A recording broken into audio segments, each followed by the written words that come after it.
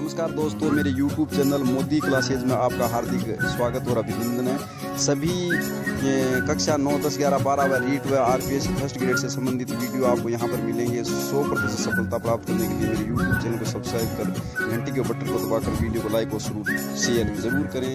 सभी को मेरा नमस्कार दोस्तों, मेरे YouTube चैनल में आपका हार्दिक अभिनंदन और स्वागत है।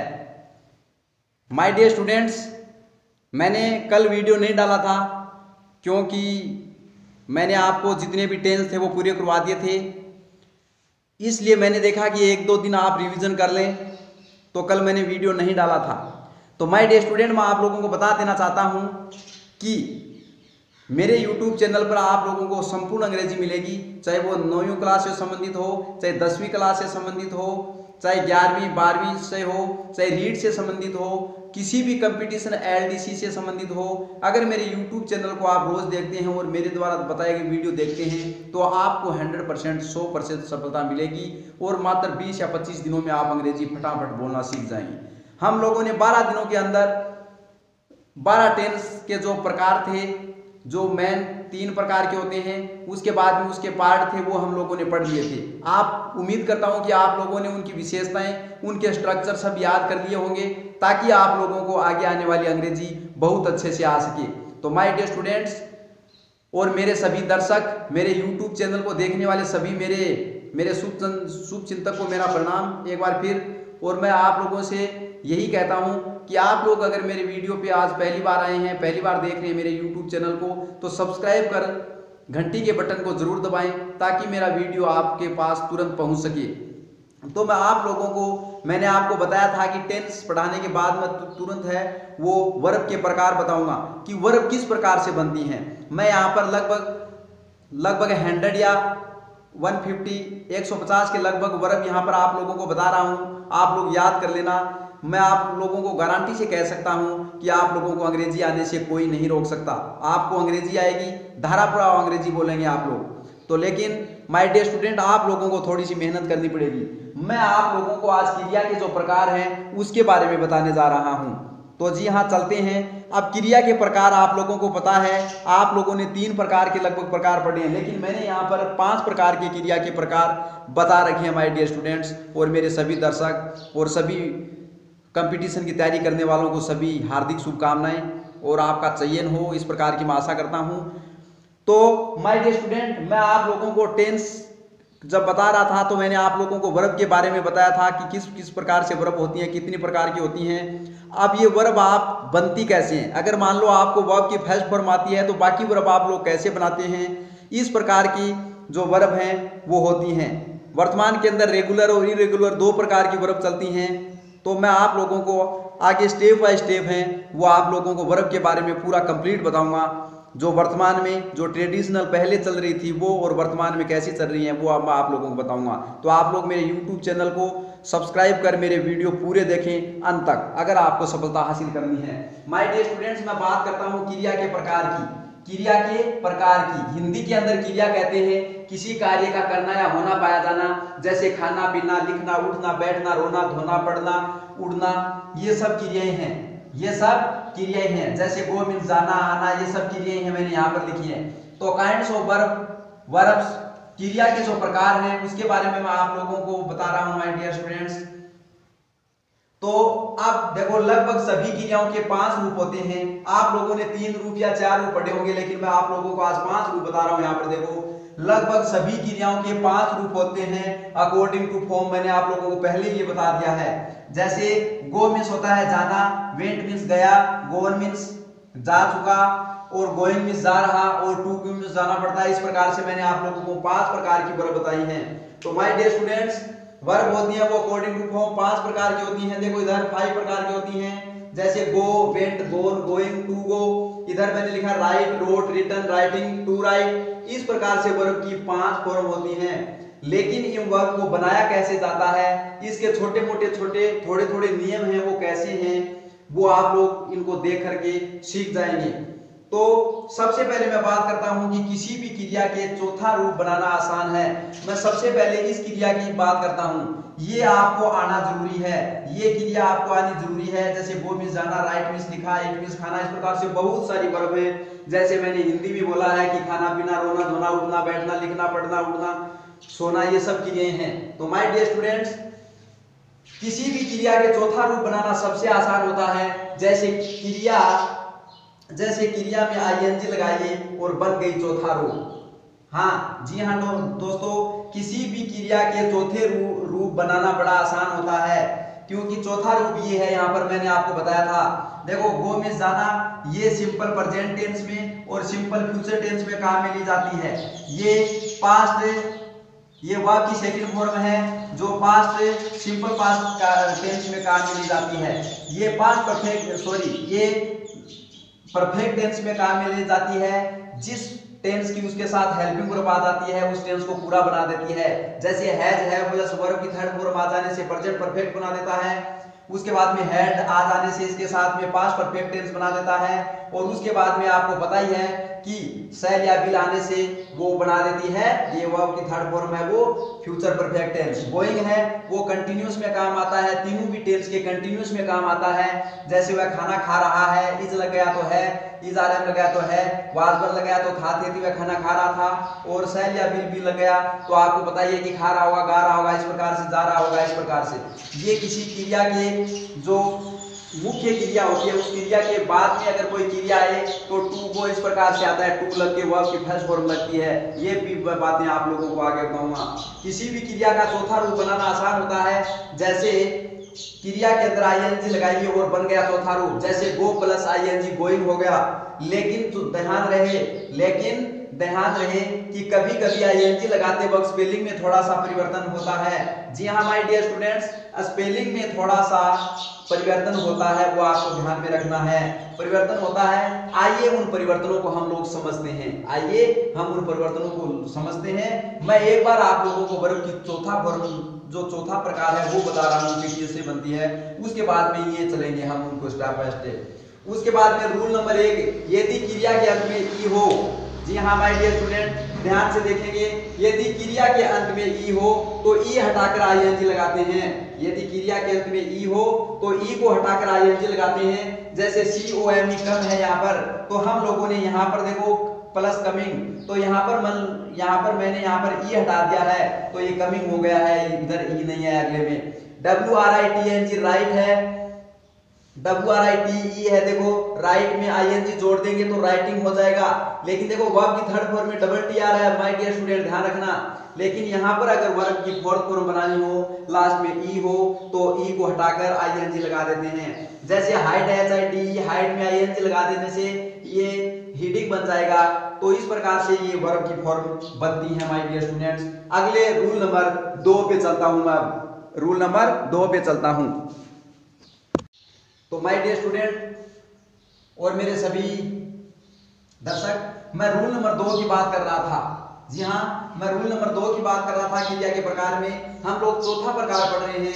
रूल नंबर 2 में देखो, एक सिंबल की जो क्रियाएं होती हैं, ये सिंबल की हम चर्चा बाद में करेंगे। एक सिंबल की मान लो, एक सिंबल जैसे मान लो ये स्टॉप है, इसमें एक सिंबल है। लेकिन जैसे हम कांग्रेचुलेशन नाम है, इस प्रकार से जैसे सेलिब्रेट नाम है, इसके अंदर अलग अलग सिंबल होते हैं। बोलने का जो बीच में जो स्ट्रेस पड़ता है, तनाव आता है, वो अलग अलग होता है। इस प्रकार से सिंबल होते हैं, तो इनकी बातें हम बाद में करेंगे। तो एक सिंबल क्रिया के आखिर अक्षर के पूर्व है। देखो ध्यान से देखेंगे, क्रिया के आखिर अक्षर के पूर्व है। ये अपनी क्रिया है स्टॉप है। अब इस क्रिया के आखिरी अक्षर ये पी है, ये पी के अक्षर से पूर्व है। यदि स्वर हो तो ये स्वर ओ दिया हुआ है। माय डियर स्टूडेंट, आपको पता है कि ए ई आई ओ यू ये 5 प्रकार के मुख्य रूप से ये स्वर हैं अंग्रेजी के अंदर, मुख्य रूप से स्वर हैं। लेकिन जो रीड की तैयारी कर रहे हैं वो इनको भी ध्यान में रखेंगे। और भी जो स्वर होते हैं 20 प्रकार के, 20 प्रकार के, वो भी हम लोग पढ़ेंगे बाद में। तो जैसे स्टॉप है, STOP, स्टॉप के अंदर यहाँ पर पी है लास्ट में दिया हुआ, अंतिम अक्षर से पहले स्वर दिया हुआ है, यहाँ पर वुवल दिया हुआ है। तो इसमें अगर हम आईएनजी जोड़ेंगे तो इस शब्द को हम 2 बार लिखना पड़ेगा। जी हाँ दोस्तों, स्टॉप है तो स्टॉप के अंदर पी दिया हुआ है, पी से पहले स्वर दिया हुआ है, तो हमको पी को डबल करना पड़ेगा, पी को हमको डबल करना पड़ेगा। यहाँ पर STOPPING स्टॉपिंग हो जाएगा। SIT सिट है तो यहाँ पर टी है, टी से पूरा आई है, तो आई होने के कारण, स्वर होने के कारण इसको टी को डबल करेंगे, शिटिंग हो जाएगा। रन है, रन से पहले यू है तो इसका रनिंग हो जाएगा, डबल एन हो जाएगा यहाँ पर। तो माय डियर स्टूडेंट, ये रूल भी आप लोगों को समझ में आ गया होगा। रूल नंबर 3 देखो, क्रिया के अंत में वाई हो तो वाई को हटाना नहीं है माय डियर स्टूडेंट। अगर क्रिया के अंत में वाई हो तो वाई नहीं हटाना है, कभी भी नहीं हटेगा आई, और वाई ING लगा देंगे अंत में। क्या लगा देंगे? ING लगा देंगे। तो जैसे ट्राई, TRY ट्राई में कोशिश करना, ट्राई के अंदर हम ING लगा देंगे, ट्राई के अंदर हम ING लगा देंगे तो ये ट्राइंग हो जाएगा। हाँ दोस्तों, ट्राइंग हो जाएगा। ये यहाँ पर लिख दिया मैंने, देखो। स्टडी के अंदर हम लोग अगर ING लगा देंगे तो स्टडिंग हो जाएगा। कैरी, स्टडी में पढ़ना होता है, आपको पता ही है, कैरी में ले जाना होता है, कैरी के अंदर ING लगाएंगे तो ये कैरिंग हो जाएगा। कैरी के अंदर ING लगाएंगे तो ये क्या हो जाएगा? कैरिंग हो जाएंगे। तो my dear student, rule number 4 के अंदर देखते हैं, क्रिया के अंत में अगर IE हो तो, अगर क्रिया के अंत में IE हो तो, ध्यान दें स्टूडेंट, अगर क्रिया के अंत में IE हो तो IE का हम Y कर देंगे, IE को हटा देंगे और उसके स्थान पर Y लेके आएंगे। क्या लेके आएंगे? Y। इसको हम क्या कर देंगे? हटा देंगे, इसको हम क्या कर देंगे? जोड़ देंगे। तो LIE लाई में झूठ बोलना होता है, तो देखो LIE लाई और इधर ING जोड़ते ही IE है वो गायब हो जाएगा, यहाँ से चला जाएगा, और LYING आ जाएगा तो लाइन हो जाएगा। डाई मिस हो, देखो यहाँ पर DI डाई प्लस ING लगा देंगे तो इसके अंदर डाइंग हो जाएगा। अब हम दोस्तों क्रिया के जो मुख्य रूप होता है, जो फर्स्ट फॉर्म होती है क्रिया का, जो मूल रूप होता है, जैसे राइट है, उसकी हम लोग सेकंड और थर्ड क्रिया के रूप किस प्रकार से बनाते हैं, ये हम लोग आगे पढ़ते हैं। तो माय डियर स्टूडेंट, क्रिया के प्रकार में काइंड्स ऑफ वर्ब के अंदर हम लोग क्रिया के मूल या पहले रूप से दूसरा व तीसरा रूप कैसे बनता है यह देखेंगे अब हम। तो हम लोग नियम के अनुसार चलते हैं। रूल नंबर 1 कहता है कि क्रिया के अंत में ईडी लगाकर दूसरा या तीसरा रूप भी बनाया जा सकता है। जी हाँ, क्रिया के अंत में ईडी लगाकर दूसरा या तीसरा रूप बनाया जा सकता है। जैसे START स्टार्ट में ईडी लगा देने से START ईडी स्टार्टेड हो गया। ये वाक्य का ये दूसरा और तीसरा रूप यही होगा। जैसे 1 नंबर स्टार्ट होगा SART स्टार्ट, और 2 नंबर है वो भी स्टार्टेड हो जाएगा, और 3 नंबर है वो भी स्टार्टेड हो जाएगा। तो इस प्रकार से, लेकिन ध्यान रहे दोस्तों, जो क्रिया के अंतिम अक्षर है उसमें कॉन्सोनेंट होना चाहिए, और कॉन्सोनेंट से पहले भी यहाँ पर कॉन्सोनेंट होना चाहिए, यानी लगभग डबल कॉन्सोनेंट होने चाहिए, तब ही ये नियम लगभग 99% काम करता है। जी हाँ, क्रिया के अंत में ईडी लगाकर दूसरा व तीसरा रूप बनता है। स्टार्ट, START स्टार्ट के अंदर ईडी लगाएंगे तो क्रिया का पहला रूप स्टार्ट था, सेकंड स्टार्टेड हो जाएगा, और थर्ड भी स्टार्टेड हो जाएगा। WASH वॉज, और उसके बाद में सेकंड जो रूप है वो भी वॉज्ड हो जाएगा, वो भी वाज्ड हो जाएगा। तो इस प्रकार से आप तीनों रूप बना सकते हैं। उसके बाद में इधर देखो FINSH। अब मैंने बताया कि अंतिम अक्षर है वो कॉन्सोनेंट होने चाहिए, डबल कॉन्सोनेंट हो तो ये नियम सबसे ज्यादा प्रभावी होता है। लेकिन अंत में अगर कॉन्सोनेंट है एक और उससे पहले अगर दो स्वर दिए हुए हैं तो भी ईडी ही लगेगा। जी हाँ दोस्तों, जैसे RAIN रेन में इधर लास्ट के अंतिम अक्षर में एन है वो एक ही है, एक ही कॉन्सोनेंट है, लेकिन एन से पहले अगर हम लोग यहाँ पर डबल गूगल दिए हुए हैं, स्वर दिए हुए हैं, तो भी ईडी ही लगेगा। कुछ अपवाद हैं, ओपन हो जाएगा, कुछ ऐसी हैं वर्ब हैं जिसके अंदर ईडी लगता है, जिसके अंत में एक हो उससे पहले जो स्वर दिया हुआ हो उससे पहले। तो माय डियर स्टूडेंट, ये समझ में आ गया होगा। फर्स्ट के अंदर ईडी लगाना है, लास्ट के जो अक्षर है उसके अंदर डबल कॉन्सोनेंट होना चाहिए। इधर देखो ये डबल कॉन्सोनेंट होना चाहिए, या फिर एक सिंगल कॉन्सोनेंट तो है, लेकिन इधर इधर डबल वुवल स्वर होना चाहिए, तो क्रिया के अंत में है वो ईडी लगता है। रूल नंबर 2 कहता है कि क्रिया के पहले रूप के अंत में ई हो तो दूसरा व तीसरा रूप बनाते समय डी लगा दिया जाता है सिर्फ। जी हाँ दोस्तों, क्रिया के अगर अंत के अंदर ई, क्रिया के अंतिम अक्षर है उसमें ई दिया हुआ है तो आपको उस समय डी लगा देना है। तो जैसे LIKE लाइक के अंदर लास्ट में ई है तो यहाँ पर देखो लाइट हो गया, सेकंड भी थर्ड भी लाइट हो गया, टाइड है टाइड हो गया, टाइड हो गया। इस प्रकार से माय डियर स्टूडेंट्स, उस प्रकार से आप लोग इसको बना सकते हैं। रूल नंबर 3 ये कहता है कि क्रिया के अंत में वाई हो और वाई का आई करके ईडी लगाया जाता है, लेकिन वाई से पहले कॉन्सोनेंट या व्यंजन होना चाहिए। जी हाँ दोस्तों, वाई से पहले कॉन्सोनेंट, ये देखो ये वाई तो दिया हुआ है अंत में लेकिन कॉन्सोनेंट दिया हुआ है पहले, तो वाई को हटा करके आई कर देंगे और आई करके ईडी लगा देंगे तो सेकंड हो जाएगा और थर्ड बन जाएगा। जैसे ट्राई का ट्राइड और ट्राइड हो जाएगा। स्टडी के अंदर डी है उससे पहले और वाई का हटा करके आई कर देंगे, वो स्टडीज हो जाएगा, स्टडीज हो जाएगा। रूल नंबर 4 कहता है कि क्रिया के अंत में वाई हो और वाई से पहले अगर स्वर दिया हुआ हो। जी हाँ दोस्तों, ये वाई है, जैसे प्ले के अंदर ये वाई है, वाई से पहले अगर स्वर दिया हुआ हो, ये स्वर है ए ई आई ओ यू 5 स्वर है, अगर ये दिए हुए हो तो बाद में आपको ईडी लगाना है। जैसे प्ले के अंदर प्लेड हो जाएगा PLAY और ईडी लगाना है, सिर्फ आपको वाई को हटा करके IED नहीं लगाना है क्योंकि वाई के पहले कोई स्वर होना चाहिए। अगर स्वर है तो अंत में सिर्फ ईडी लगने से ही जो वर्ब की सेकंड और थर्ड फॉर्म है वो बन जाती है माय डियर स्टूडेंट। अगले नियम पे चलते हैं।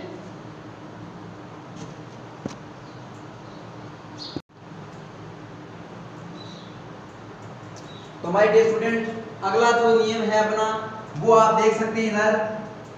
अगला नियम है वो आप देख सकते हैं, क्रिया के अंतिम अक्षर से पहले यदि स्वर हो, क्रिया के अंतिम अक्षर से पहले, ये यहाँ पर देखो क्रिया का अंतिम अक्षर है, उससे पहले अगर स्वर हो तो अंतिम अक्षर को 2 बार लिखकर, या अंतिम अक्षर की हम पुनरावृत्ति कर देंगे, मतलब स्टॉप है तो पी 2 बार लिख देंगे।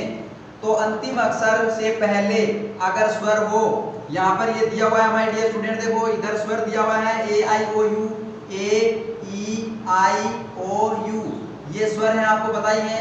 अगर इससे पहले अंतिम अक्षर से पहले अगर स्वर दिया हुआ हो तो अंतिम अक्षर को 2 बार लिख करके, जैसे STOPP कर दिया, यहाँ पर 2 कर दिया तो सेकंड स्टॉप हो जाएगा और थर्ड भी स्टॉप हो जाएगा।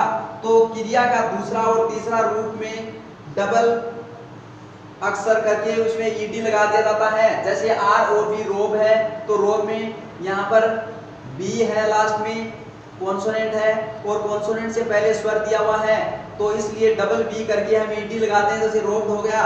लेकिन दोस्तों इधर देखिए कुक्ड है, कुक के अंदर K दिया हुआ है, देखो इसमें फर्क है। कुक के अंदर K दिया हुआ है, कॉन्सोनेंट तो दिया हुआ है, लेकिन इधर दिया हुआ है कि एक होना चाहिए। इधर क्या दिया हुआ है कि एक स्वर होना चाहिए, इधर स्वर एक होना चाहिए, लेकिन इधर 2 है, इसलिए इसको K को डबल नहीं किया और ईडी लगा दिया। कुक्ड हो गया ना। अंतिम अक्षर से पहले 2 स्वर है, इसलिए हम लोगों ने यहाँ पर K को डबल नहीं किया। ध्यान दें, स्टॉप के अंदर P लास्ट में है, P से पहले एक वुवल है, एक स्वर है, इसलिए P को डबल करके स्टॉप कर दिया, रोब को रोब कर दिया, लेकिन कुक को कुक नहीं किया क्योंकि डबल स्वर है। यहाँ पर सिंगल स्वर होना चाहिए यहाँ पर और कॉन्सोनेंट होना चाहिए, तब वो डबल अक्षर करके हम ईडी लगा देते हैं दोस्तों। अब मैं बात करता हूँ कि नियम से जो क्रियाएं बनती हैं उनकी बात मैंने कर ली है। अब मैं बात करता हूँ दोस्तों कि ये जितनी भी थी वो रेगुलर वर्ब थी, इसको वर्तमान अंग्रेजी के अंदर जो नियमित क्रियाएं कहते हैं, और कुछ अनियमित क्रियाएं हैं जिनके कोई नियम नहीं है, जैसे राइट, रोड, रिटर्न। इस प्रकार से 3 वर्ब बन गई इसकी। राइट है वो फर्स्ट है, रोड है वो सेकंड है और रिटर्न है वो थर्ड है। तो इस प्रकार से 3 अलग अलग बन गई, तो उसके कोई नियम नहीं है। वो मैं आप लोगों को इधर बताता हूँ और उसके बाद में मैं आप लोगों को एक बुक का PDF है, वो एक बुक की PDF, उसमें 150-200 वर्ब हैं, बड़ी इजी हैं। उसके नाम और उसके जो उनके जो साउंड है, ध्वनि है, वो भी उसके अंदर लिखी हुई है। तो मैं उम्मीद करता हूँ कि आप लोग वो याद करेंगे। मेरे द्वारा जो क्रिया के रूप हैं, जो क्रिया के प्रकार हैं वो बताए गए हैं, वो कैसे लगे आप लोगों को, आप लोगों को मेरे द्वारा पढ़ाया जा रहा वो कैसा लग रहा है, आप लोगों को मेरे को जरूर बताएं। और अगर मेरे YouTube चैनल पे आप पहली बार देख रहे हैं तो मैं आप लोगों से हाथ जोड़ के निवेदन करता हूं कि आप मेरे एक एक सिंपल प्रेजेंट से 10 से लेकर के पूरे आप देखिए वीडियो, आपको पूरी अंग्रेजी समझ में आएगी और किसी भी कंपटीशन में आपको हताश होने की आवश्यकता नहीं है। और अभिभावकों से भी मैं यही निवेदन करूंगा कि आज आपका भविष्य आपके पास बैठा है, आपके बच्चे आपके पास हैं, तो कृपया करके आप लोग उनको बताएं, उनको ये वीडियो दिखाएं, उनको ये अपनी कॉपी में नोटबुक के अंदर नोट करवाइए और उनको रोज उनको याद करवाइए। आगे मैं जो वर्ब के जो इरेगुलर वर्ब है उनके प्रकार में आप लोगों को यहाँ पर लिख के बता रहा हूँ और पीडीएफ उपलब्ध करा रहा हूँ, आप लोग याद करेंगे इस प्रकार की मैं आशा करता हूँ। जय हिंद।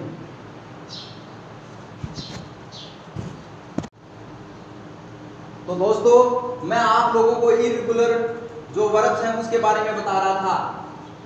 जितनी भी हम लोगों ने पहले जो नियम पढ़े थे उनको रेगुलर कहते हैं, वो नियमित होती हैं। उसके अंदर नियमित के अंतर्गत ऐसा होता है जैसे स्टॉप पढ़ा आपने तो सेकंड और थर्ड भी वैसे आ रही है, जैसे स्टॉप स्टॉप स्टॉप वैसे आ रहा था ना। लेकिन इसके इरेगुलर के अंदर तीनों ही फॉर्म होती हैं, वो सभी के अंदर अलग अलग इसके अंदर आते हैं। जैसे इधर देखो, जैसे मैंने इधर फर्स्ट सेकंड थर्ड फोर्थ और फिफ्थ इस प्रकार से लिखी है, तो इधर एक नंबर मैंने लिखी है देखो अराइज, इधर अराइज लिखा, अराइज मींस उत्पन्न होना या उदय होना। सेकंड है अरोज है और थर्ड है वो अरिजन है और ये फोर्थ है वो अराइजिंग है और टू अराइज है। तो ये सब अलग अलग हैं।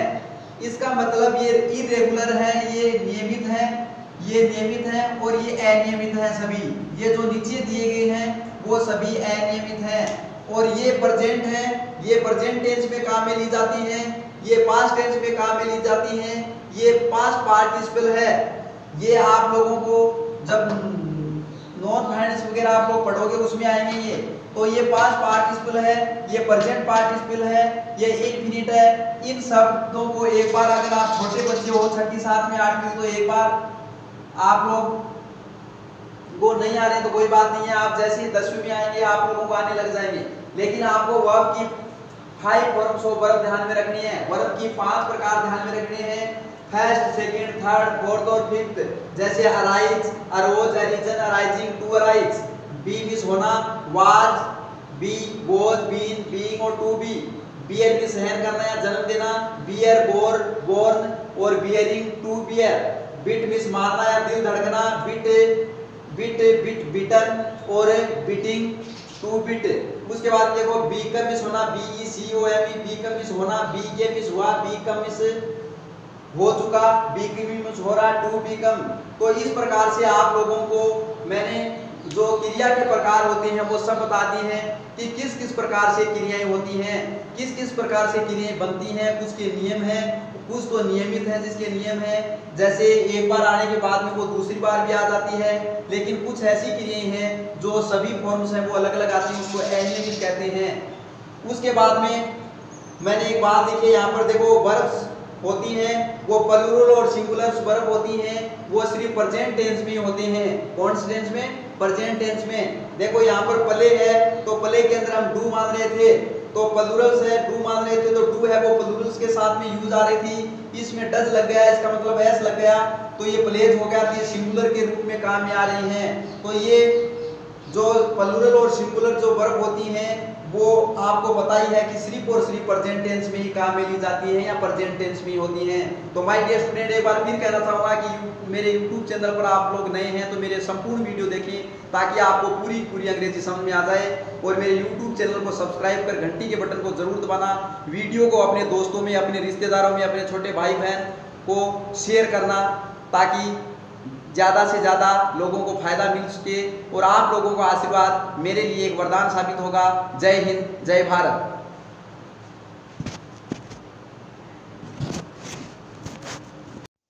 दोस्तों अनियमित क्रियाओं के लिए अगला वीडियो ज़रूर देखें क्योंकि उसके अंदर 160 अनियमित क्रियाएं मैंने आप लोगों को बताई हैं। लिखें, सीखें और याद